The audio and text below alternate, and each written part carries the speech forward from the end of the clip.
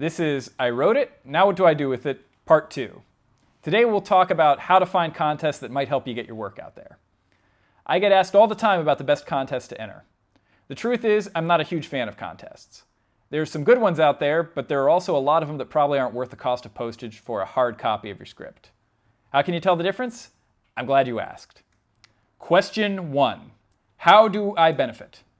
What is this contest going to do for you if you win? Is there a decent-sized cash prize? Is it a fellowship that essentially pays you to write for a year? You might also consider how well-known the contest is and if their name could open doors in the business.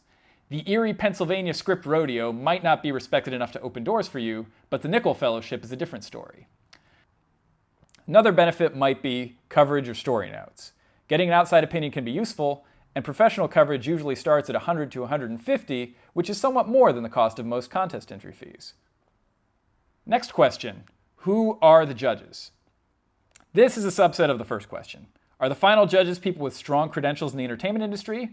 Or are they rubes fresh off the bus from Wisconsin?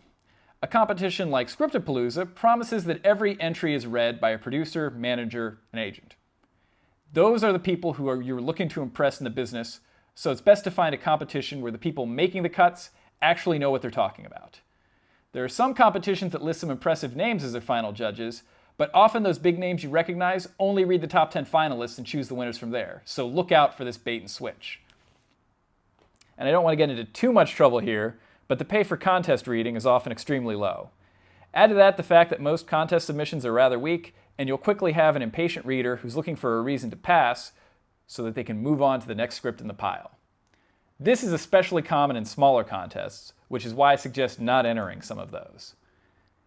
If you enter a contest where all submissions are read by managers, producers, agents, development executives, and so on, they might make note of you and contact you even if the judges in the later rounds pass on it.